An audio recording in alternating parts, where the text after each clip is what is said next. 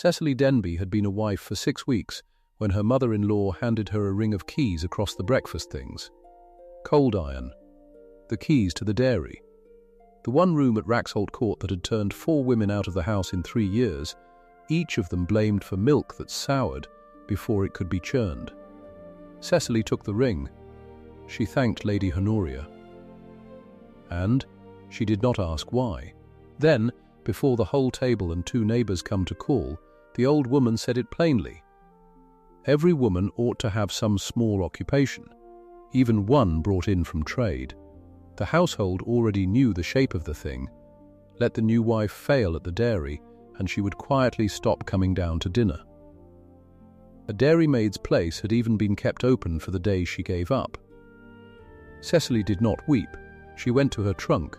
She took out a chemist's thermometer and a leather notebook, and she walked out to the cow-house in the rain. For 9 days she measured, and she wrote. On the 9th day, she paced the ground from the new pump to the drain. 11 yards, and she understood the whole of it. If you have ever been handed the broken thing on purpose, so the failure would finally have your name on it, this story is for you. Before we go on, subscribe to the channel so these stories find you, and tell me in the comments what city you're watching from. I like to know where you all are. Now, back to Devon and the rain and the year 1851.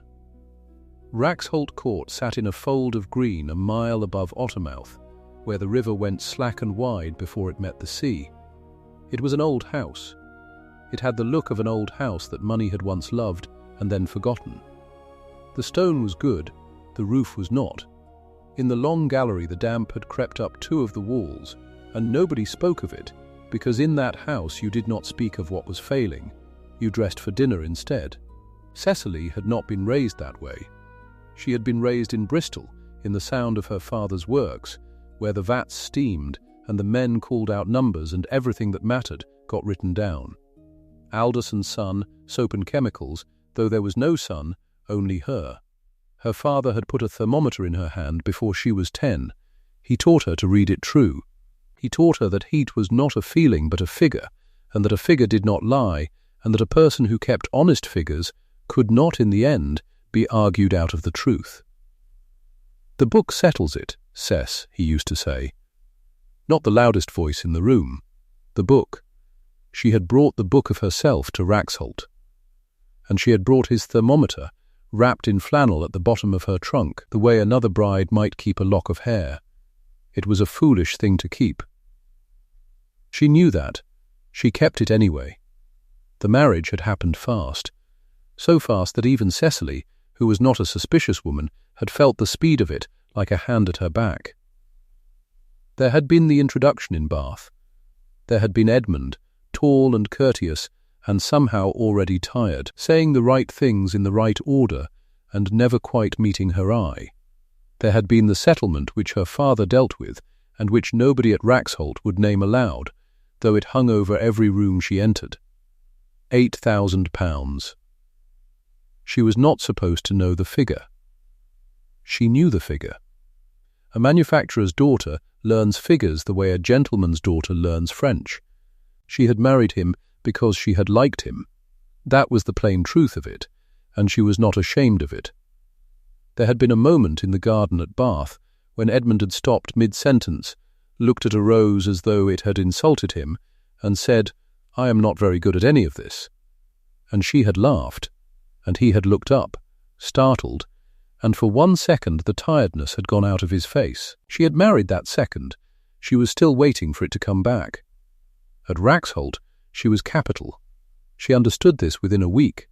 She was the sum that had done something, though what it had done was never stated. The mortgage. She would learn about the mortgage in time. For now she only felt it, the way you feel a drought before you find the gap it comes through. She was the money that had saved them, and the family could not forgive her for being the shape their salvation had taken. A tradesman's girl. Bristol soap. They said it with their spines. So Cecily did what she had always done when a room turned cold. She got useful. She learned the servants' names, which no one at that table had ever troubled to do. Not really. She learned that the second housemaid was called Ruth and had a mother in Sidmouth who was poorly. She learned that the boy who did the boots was Tom and was frightened of the dogs. She did not complain of the cold in her rooms, though the cold in her rooms was real, and the fire she was given was mean and green and mostly smoke. She unpacked her trunk herself. And she set the flannel bundle at the back of a drawer and told herself she would not need it, and did not believe herself even as she thought it. The dairy came to her on a Tuesday. Lady Honoria Denby had a way of giving that felt like taking. She was a handsome woman still, 70 if she was a day, with a straight back and a soft voice and eyes that priced you. She waited until the neighbours were not yet arrived, but the family was assembled, and she set the ring of keys down by Cecily's plate, as if it were a small kindness she had only just remembered. "You will want something to do," she said. "A house is a great deal to learn all at once, but the dairy is a self-contained little kingdom. The gentlewoman's department, we have always called it. My own mother kept it. It will suit you." Augusta, Edmund's sister, had smiled into her cup. Augusta smiled the way some people cough, to fill a silence with something unpleasant. She was younger than Edmund and had never married, and she had made a study of her mother the way a curate studies scripture. "It will suit her very well," Augusta said. "She'll have her little book to keep, I expect." Cecily had looked at Edmund. Edmund had looked at the butter. That was the first thing she noticed, though she did not understand it yet. The butter on the Raxholt breakfast table was not Raxholt's. It came wrapped in a particular paper, and it had a particular pale hardness to it, the taste of somewhere else. She noticed it and filed it away and did not know, that first Tuesday, that she had just seen the corner of the whole secret sticking out from under the cloth. She took the keys. "Thank you," she said.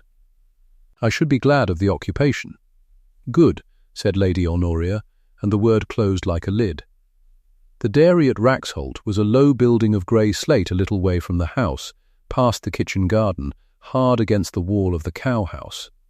Cecily went to it alone the next morning. She let herself in with the cold iron key and stood in the doorway and breathed. And even then, even before she had measured a single thing, some part of her that had grown up in her father's work said, quietly, "This room is wrong." She could not have told you how she knew. It was a knowing under the words. The room was clean enough. The slate was good, the shelves were scrubbed, the great copper stood in its brick setting at the end, with the boiler beneath it. There were the leads for the milk to stand in, the churn, the presses, the working table. It should have been a good dairy. Somebody had built it as a good dairy, long ago. And yet the air of it lay against her skin too warm and too still, and there was a smell underneath the scald and the milk that she did not like and could not name. 4 women had worked in this room and been sent away from it in disgrace. She thought about that, standing in the doorway. 4 names. She would learn them. She learned everything else. The last of them had been a girl called Grace Pethick. Cecily heard the name first from Ruth, the housemaid, who told it to her the way servants tell things, sideways, while doing something else. Grace Pethick had been the best of them, Ruth said, folding sheets. Grace had been in the dairy since she was 14. Grace's mother had been in the dairy before her, in the old days when Raxholt butter went to the 2 great houses up the valley and was thought the finest thing for miles. And then 3 years ago the milk had begun to turn. Not always, not every churning, but often, and then more often, cream going sour in the leads before it could be worked, whole day's yield thrown to the pigs, and the butter that did come rancid within the week and not fit to keep. They had turned off the first girl for carelessness. They had turned off the second for the same. The third had wept and sworn she had scalded every vessel twice, and it had made no difference, and they had turned her off for insolence on top of failure. And Grace, the last, the best, had stayed longest, because even Lady Honoria could not quite believe that Grace Pethick was careless. But the milk kept turning, and in the end Grace too had gone, 6 months since, back to her mother's cottage down the lane, and the household had bought its butter from Cornwall ever after, and said the dairy was cursed, or that the well was bad, or nothing at all. "She thinks it was her, miss," Ruth said, very low, over the sheets. "Grace, she thinks she did something wrong, and never found what. It broke her, a little. To be the one they blamed and never to know how she'd earned it, Cecily said nothing to that. But she wrote the name down that night. Grace Pethick. She did not yet know it, but she had just found the person this whole business was truly about. The butter came up in another way, a few days later, and this time it came with a figure attached, and Cecily's father's daughter woke all the way up. She had gone down to the still-room passage looking for the housekeeper, and had found instead two of the men, the footman James and the old butler Croom, going over a delivery. There were the wrapped pats of Cornish butter in their crate, and James, not knowing the new mistress, stood in the shadow of the door, said something that Cecily would turn over in her mind for a long time after. £40 a year, that lot, James said, half to himself, hefting the crate. Standing order, regular as the quarter. Ever since ours went off. Seems a mort of money to pay for what 4 cows could give us free if the room weren't cursed. £40 a year. For butter. Bought in. Standing. Regular as the quarter. Cecily stood very still in the dark of the passage and did the sum, and the sum sat oddly in her. Because £40 a year was not nothing. £40 a year was a great deal to a house that dressed for dinner in a gallery with damp climbing the walls, a house that had married a Bristol soapmaker's daughter in 6 weeks flat. Why would a family short enough of money to sell its heir to trade pay £40 a year on year, for 3 years, rather than mend a dairy, rather than even ask, properly, what ailed it? She was still holding that question 2 days later when the man from the bank came. She saw him by chance from the landing window. A dark, neat man in a dark, neat coat, climbing down from a hired gig at the door, with a flat leather case under his arm. She saw Croom take him not to the drawing-room, but to Sir Rowland's business-room off the hall, and she saw the door shut. And she heard later, without meaning to, because voices carry in an old house, and Lady Honoria's carried further than most. The tale of something in the hall. The account is nothing, Lady Honoria was saying, in the soft, flat voice she used to close lids. You need not trouble Mrs. Denby with any of it. The account is entirely nothing, and Lady Day will see it in order, as it has always seen it in order. Croom, the gentleman's gig, the gentleman from the Exeter and Western Provincial Bank, was hurried back into his gig and gone within the half-hour.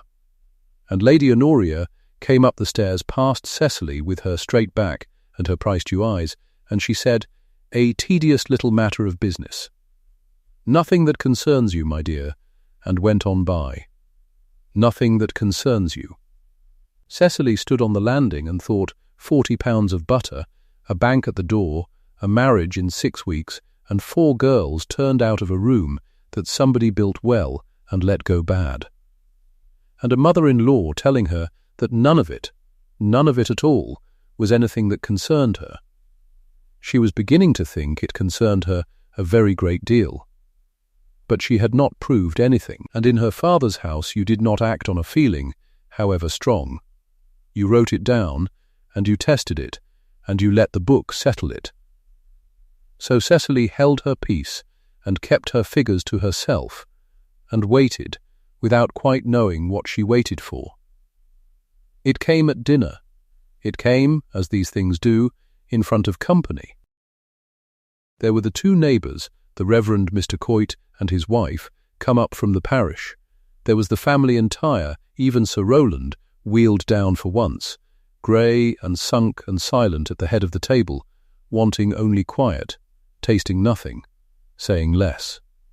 There was the good silver out, and the candles, and the pale Cornish butter in its dish that was not their own. And there was Lady Honoria, waiting, Cecily understood too late, for exactly this audience. They had got on to the subject of the dairy the way the family always got on to it, as a small joke at Cecily's expense that pretended to be encouragement. Mrs., Coit, meaning kindly, asked how the new mistress was finding country occupations. "Mrs. Denby has taken on the dairy," said Lady Honoria, "and let it sit a moment so the neighbours could remember the dairy's reputation and half smile. It is quite the challenge for her, of course. 4 girls could not master it." But then, a pause exquisite, every woman ought to have some small occupation, even one brought in from trade. It gives them a sense of place. Augusta laughed, once, low, and Cecily is so fond of her little book, all those numbers. Quite the shopkeeping. The words sat on the cloth. Shopkeeping, the Coits looked at their plates, Edmund looked at his, and Cecily understood, all in one cold clear rush, exactly what this was and exactly what it was for. It was not encouragement. It had never been encouragement. The dairy was a trap dressed as a gift. They had given her the one room in the house that could not be made to work, given it before witnesses, called it her department before witnesses, and now they would wait, kindly, sorrowfully before all the county, for the tradewife to fail at it, as 4 servant girls had failed. And when she failed, she would be quietly less. She would come down to dinner less. The kept-open Dairymaids' place would fill, and Cecily's place, up here, among the candles, would empty, and no one would ever have to say a rude word. The room would do the saying for them. She felt the whole of it land. She felt her face want to do several things. Her father's daughter did not let it do any of them.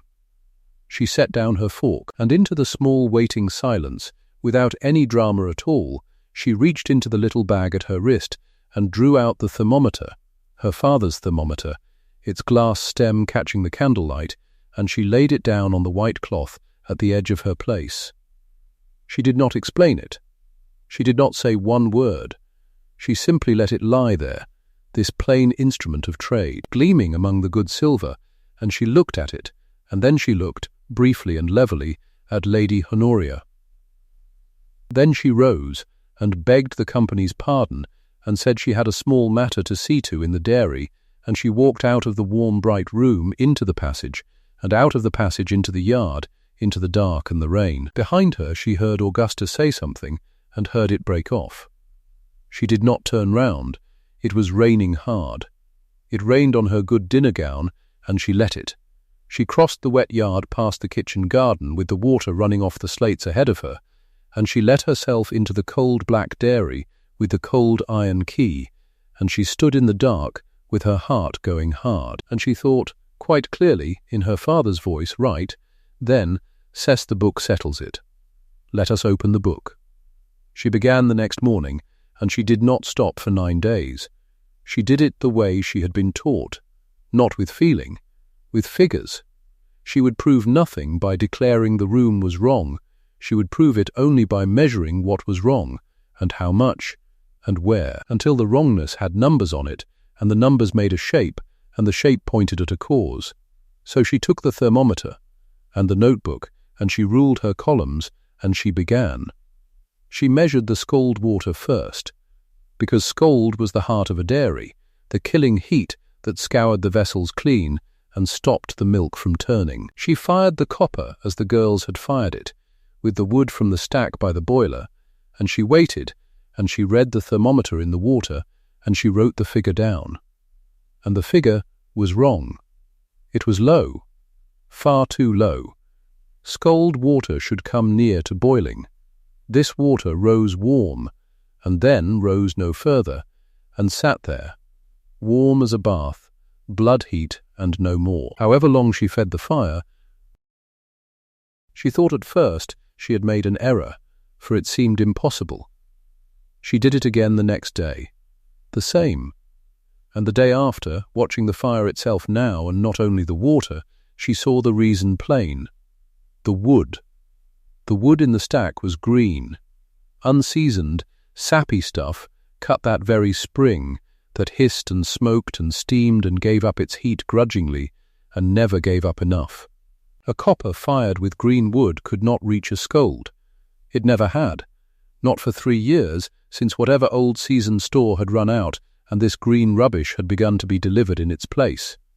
The vessels of the Raxholt dairy had been rinsed, all this time, in water not hot enough to clean them. She wrote it down. Scold never above blood heat. Cause, green fuel, that alone might have done it. But she was her father's daughter, and one cause was not proof, and there was that smell she still did not like. So she went on. She measured the air of the dairy itself, morning and midday and evening, and she found that the room grew too warm at midday, warmer than a dairy has any business being, and she put her hand to the inner wall. The wall the dairy shared with the cowhouse, and felt the heat coming through the stone off the packed warm bodies of the beasts on the other side. The room had been built against the byre for convenience, and it cooked, gently every noon, in the animal's own warmth. Milk stood to sour in that warmth as surely as it would in a kitchen. She wrote it down. Room over warm at midday, cause, shared byre wall. And still the smell. On the 9th day she went after the smell. It came, she had decided, from the water itself, the water the girls drew now from the new pump that had been put in 3 years back, the pump that stood so handy by the dairy door. She drew a jar of it and held it to the grey light, and it was not clear. There was a cast to it, and there was that faint foulness under the scold, and she thought of the new pump, and she thought of where the new pump must draw from, and she went out into the rain with no thermometer at all this time. Only her 2 feet and her father's habit of pacing a thing to know it. She began at the pump. She walked the ground, down the slope, heel to toe, counting, toward the drain that carried off the yard's foul water and the byre's washings, the drain that ran, she now saw, downhill of the well, below it on the slope. Heel to toe. Counting, and she stopped at the drain and looked back up at the pump and read her own count, and the count was 11. 11 yards, that was all that stood between the well that fed the dairy and the drain that carried its filth. 11 yards, and the drain below the well, downhill, so that the ground itself carried the seepage the wrong way, down through the earth and into the water that the pump drew up, and the girls scalded the vessels with, and washed the leads with, and never got clean. Because you cannot get a thing clean in water that is itself unclean, and you cannot make sweet butter in vessels washed in foul water heated by green wood in a room that cooks at noon against the flank of a byre. Cecily stood in the rain with the count in her head and understood the whole of it at once, the way you understand a sentence when the last word finally comes. It was not the milk. It was never the milk. It was not carelessness, and it was not 4 girls, and it was not a curse. It was 11 yards of wet Devon ground, and green wood, and a badly placed wall. It was plumbing. It was building. It was every dull physical fact her father had raised her among, and it had cost 4 women their names. And under the cold, clean click of the answer came something hotter, and it surprised her, because Cecily was not a woman much given to anger. She thought of Grace Pethick in her mother's cottage down the lane, believing she had done some wrong she could never find. She thought of the girl 3 years turned off for swearing she had scolded every vessel twice, and how the poor girl had been telling the exact truth, and how it had made no difference because the water she scolded them with was filth. She thought of £40 a year of Cornish butter, paid without a murmur, year on year, rather than send one man out to pace 11 yards of ground with his own 2 feet. And she thought last, and coldest, of a ring of iron keys laid down beside her plate, and a soft voice saying the gentlewoman's department, "It will suit you," and she began, standing there soaked through in the rain, to wonder whether they had truly not known, or whether not knowing had simply been cheaper than the alternative. She did not follow that thought to its end. Not yet. She was not ready yet to believe the worst of them, and the worst was worse than she had let herself guess. She turned instead and went in out of the rain and wrote it all down, every figure and every pace, in the leather notebook, in her ruled honest columns, until the whole broken machine of it lay on the page where anyone with eyes could read it. She did not know, Edmund had come in until she heard him behind her. He had followed her out, it seemed, or come looking, or simply wandered into the one-lit room in a dark, wet yard. He stood dripping just inside the door with a strange look on his tired face, and he was not looking at her. He was looking at the notebook, open on the working table under the lamp, the columns of figures marching down it, the little diagram she had drawn of the pump and the drain and the 11 yards between. She braced for the word. Shopkeeping, she braced for that soft family contempt she had learned to expect from all of them. It did not come. Edmund crossed the room slowly and bent over the book, and he read it. Truly read it, column by column, his lips moving a little, the way a man reads who is understanding something and not merely looking. He put one finger on the figure for the scald water, and then on the word green beside it. He put his finger on the 11. And when at last he looked up at her, his face had done the thing she had married in the garden at Bath. The tiredness had gone out of it. In its place was something raw and astonished and almost afraid. "It's not the milk," he said, very quietly, not a question. He had read it and he had understood it, the whole of it, standing there in his wet coat, the first person in that house in 3 years to understand what 4 dismissed women could not put into words. It was never the milk, it's the water. And the wood. And my God, the wall. He looked at the diagram again. 11 yards, he said. 11 yards, Cecily, and they turned them off. One after another, they turned Grace off. And Cecily Denby, soaked and cold and holding her father's thermometer, looked at her husband reading her honest columns in the lamplight and made her choice. She would not take this to Lady Honoria and ask leave. She would not carry it up to the candles like a girl bringing a good report. She would fix it. On her own authority, as mistress of the one room they had been so careful to call her department, before witnesses, in front of the whole county. She would mend the broken thing they had handed her on purpose, and she would lay the mended proof of it down where it could not be argued with. She turned the page of the notebook to where she had already begun, that very evening, to cost it out. The seasoned oak for the copper, the moving of the well's intake up the slope, away from the drain, up to clean ground. The whole of the rebuild, every shilling of it, added and totalled in her father's hand at the foot of the column. £18. £18 once against £40 a year forever. "Read this part," she said to Edmund, and set her finger under the figure. "And then tell me, do we ask your mother's leave to save the house £40 a year, or do I simply order the oak?" Edmund did not answer with words. Not at first. He took the notebook from her hands, he turned it toward the lamp, and then he did the thing that told her more than any speech could have. He reached into his coat, wet as it was, and drew out the little pencil he kept for the estate books. He crossed out the line where she had written a question mark against the oak. He wrote, in his own hand, one word: "Order it." Then he signed his name beneath hers, small, as a man signs a thing he means to stand behind. "Not my mother's leave," he said. "Mine and yours. We order the oak." She looked at his signature under her figures. 6 weeks she had been his wife. This was the first thing they had ever built together, there in the cold dairy, over a column of pounds and shillings. It was not a poem, it was a repair. But her father had taught her that a repair, honestly costed, was a kind of love a woman could count on when the fine words ran out. "Then it is ordered," she said. The oak came 4 days later. She had expected to argue for it. She had expected to send to the timber merchant at Ottermouth herself, and to face the wagon down in the lane, and to answer for the cost when the bill came up to the house. She did none of these things.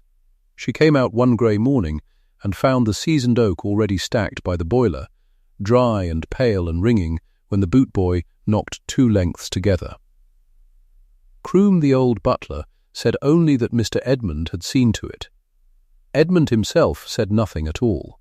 He had carted it down before the house was awake, and he had said nothing, and that saying nothing was the loudest thing he had done since she married him. She fired the copper that afternoon with the dry oak. She stood over it with the thermometer, the way her father had taught her, the flannel unwound and folded in her apron pocket. The water climbed. It climbed past blood heat, where the green wood had always stalled it.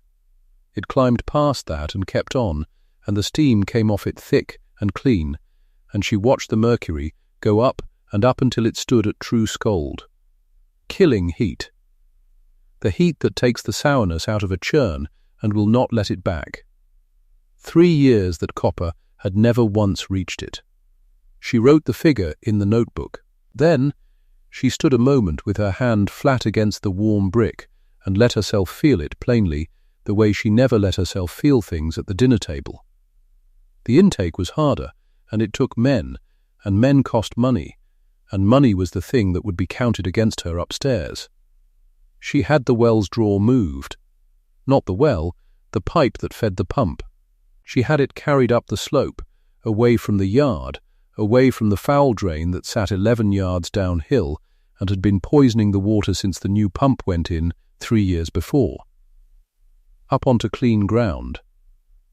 She paced it herself, the fresh line, from the drain to the new intake, and it was better than 30 yards now, and uphill of the seepage besides. She wrote that in the notebook too. Edmund covered the accounts. She learnt this only by accident. She had gone to enter the labourers' wages against the dairy column and found them already entered, folded into the general estate repairs, spread across 3 quarters, so no single line would catch a reading eye. His hand again. He had hidden her outlay inside the ordinary running of the place so that his mother, who read the household books on the 1st of every month with her spectacles low on her nose, would find nothing to fasten on. It was not brave, exactly. He would not yet stand in front of her and say, "I paid for this, and I was right to." But he had made it so the money could not be used against his wife, and for a passive man, ashamed of the trade money that had saved his house. It was the beginning of a spine. All the while Lady Honoria and Augusta counted the days. Cecily heard them at it, without meaning to, more than once. Augusta thought the whole business splendid comedy. "She's had oak carted down," she told her mother in the morning room, not troubling to lower her voice, for the shopkeeping wife was only in the passage, and passages did not signify. "Oak, if you please, for that ruin of a room.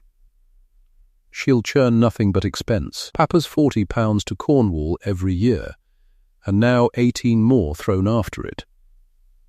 Shopkeeping, Lady Honoria said only that it would answer very well.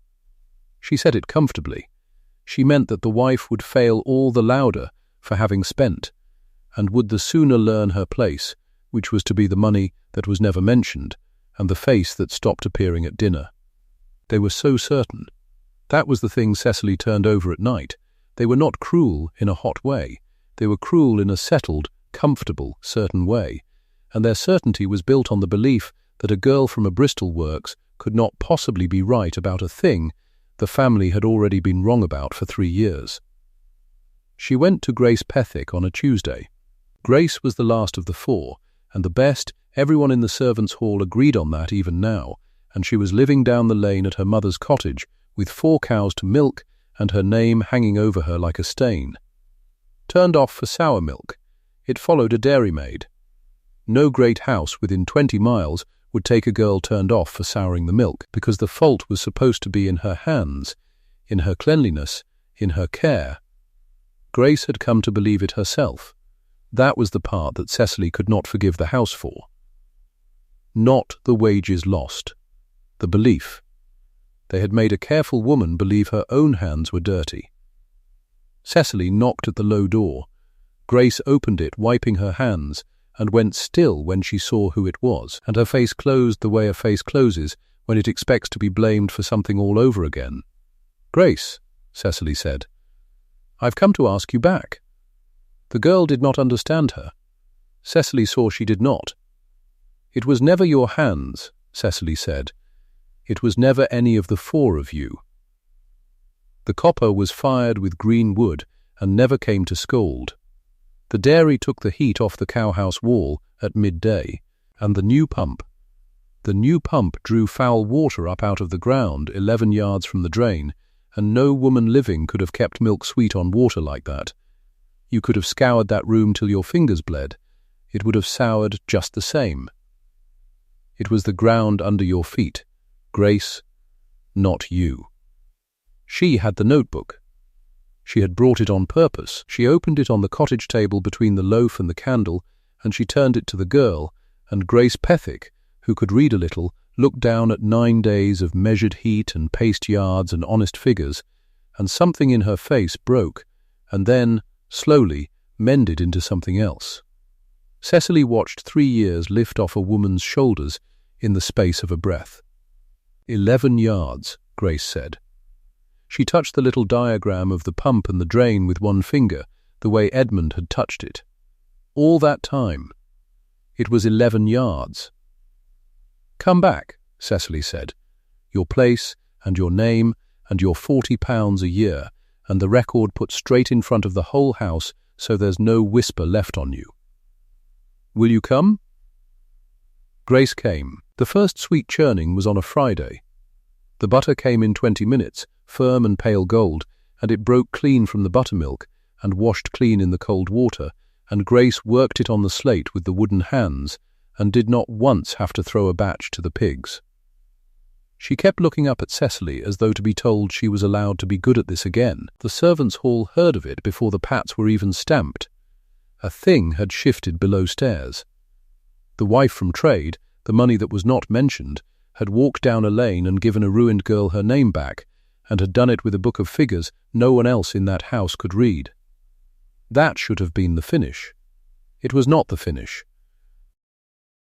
She overheard the rest of it on a wet evening at the turn of the back stair, where the passage carried voices up from the small parlour the way the dairy passage carried them from the morning room.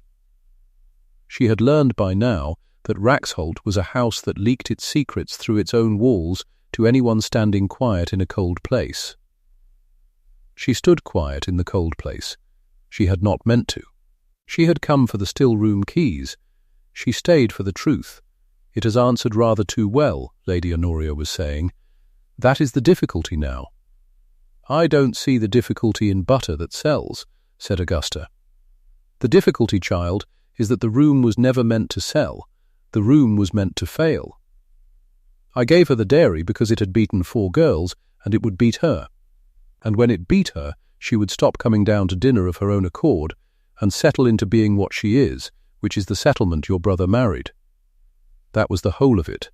A room certain to fail, with her name upon the failure. So her place here should settle itself, quietly, without anyone obliged to be unkind.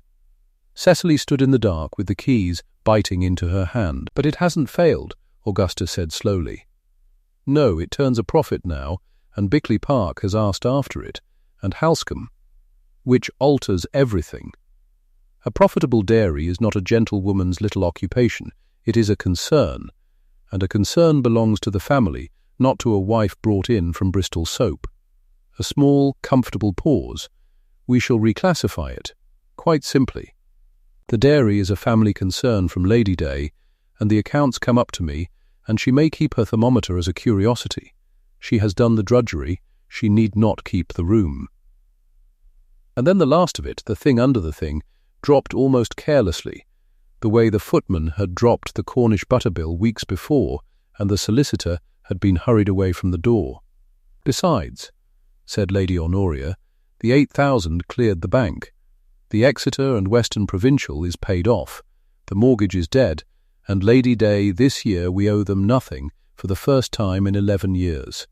6,000 of debt, gone, and no one need ever know it stood there. She has served her purpose to this house handsomely. She need not imagine she owns a corner of it. There it was, the whole architecture of it, laid bare in a cold passage. £8,000 of her father's soap money had come with her into this house and paid off a mortgage of 6,000 that the Denbys would sooner die than name aloud. That was why the marriage had been made in 6 weeks. That was why the haste. Lady Day, the quarter day, the 25th of March, when the bank would have wanted its money and the wedding had beaten it by a whisper.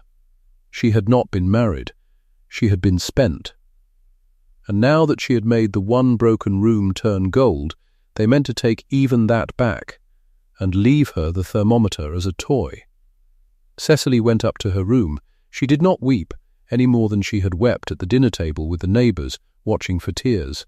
She sat on the edge of the bed with her father's thermometer in her two hands, and she thought very clearly that she would leave.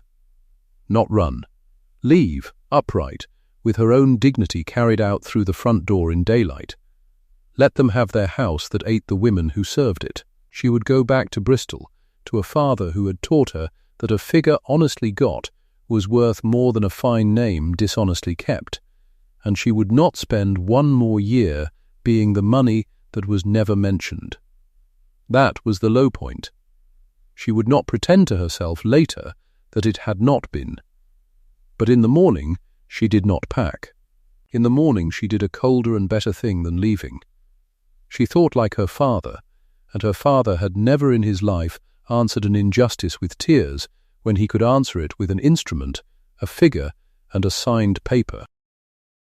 She drove into Exeter.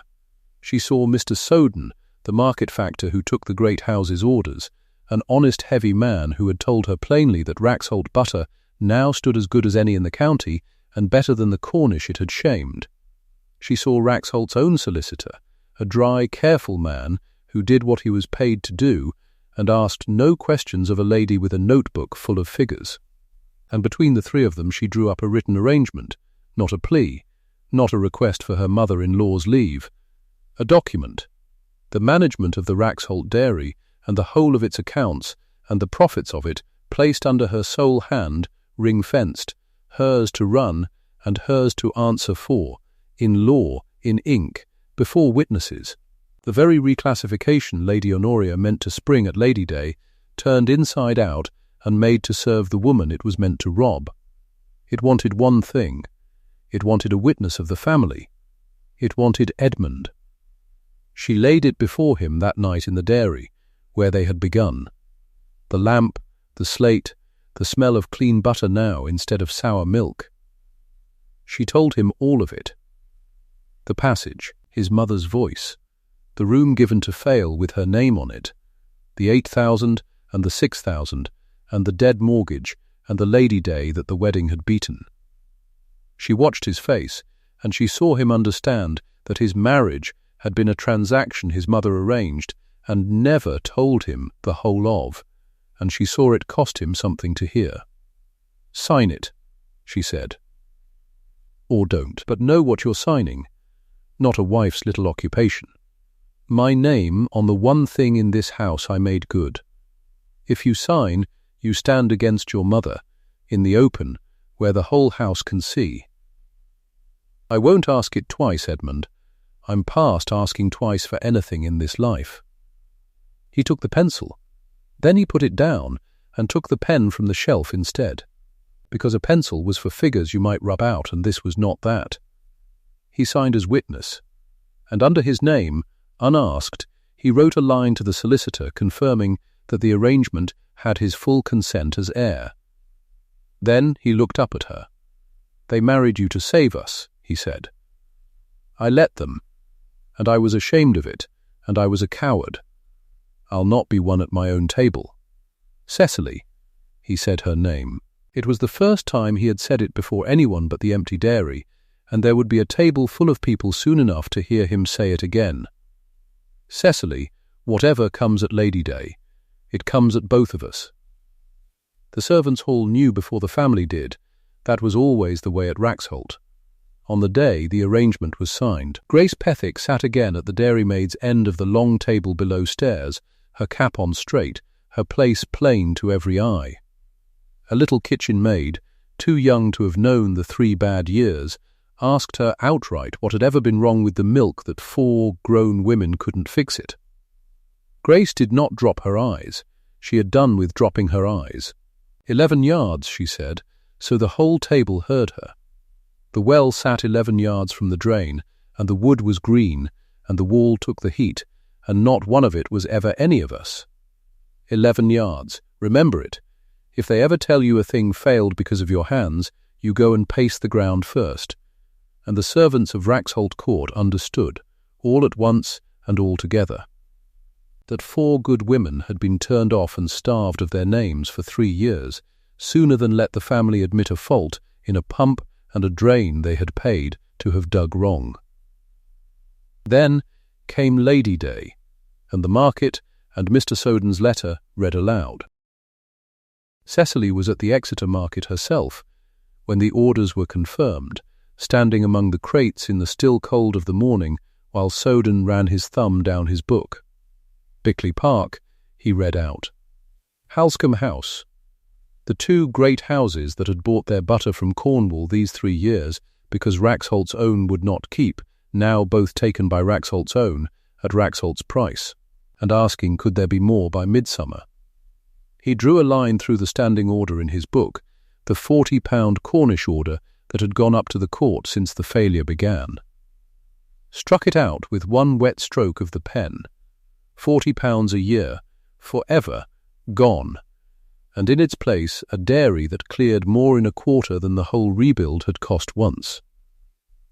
Won by Lady Day, the first quarter of the dairy's own year, the very day they had meant to take the room away from her. The butter went up to the house for dinner. She had ordered it herself.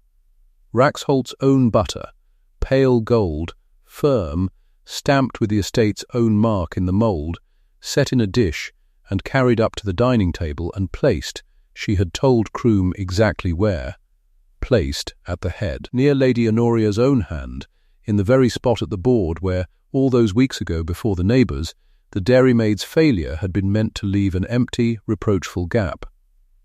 And Cecily was at the table, not gone from it, not settled quietly into being the money nobody mentioned. At the table, in her place, dressed plainly, her father's thermometer nowhere in sight because it did not need to be in sight any longer. Its work was on the plate. Lady Honoria looked at the butter. She knew it at once. She was too clever not to. "You have brought the dairy's butter to the table," she said. It was meant to sound like a small correction. A gentlewoman did not parade the offices at dinner. "I have," Cecily said. Level, not loud, her father's voice, the voice for reading a true figure aloud, whether the room liked it or not. "It's ours now, madam, it keeps. Bickley Park takes it, and Halscombe.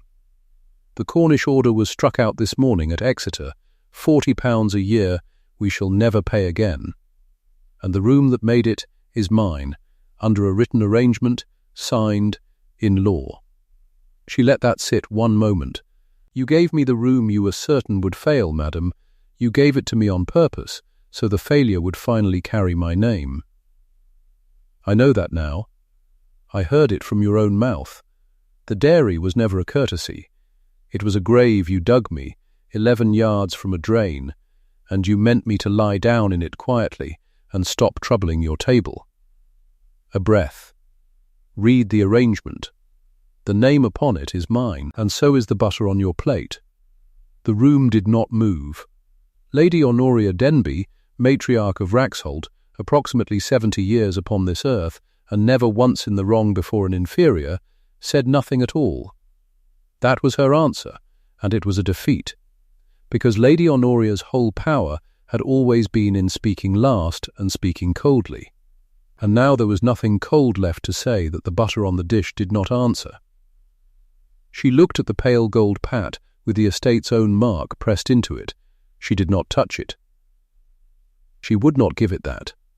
But she could not unmake it either, and everyone at the table saw that she could not. Augusta looked to her mother. That was Augusta's whole life, to look to her mother and take her cue, and for the first time in her life there was no cue coming. Her mother's face gave her nothing. So Augusta, who had called the notebook shopkeeping and laughed about the oak, sat with her mockery dying in her open mouth and found no one to hand it to. She looked down. It was the most honest thing she had ever done. At the foot of the table, Sir Rowland Denby, the ailing baronet, the sunk and silent pride of the house, who had not said 10 words at dinner in a 12-month, reached out with a hand that shook a little and took a knife and cut himself a portion of his own estate's butter and spread it on his bread and ate it. The whole table watched him do it.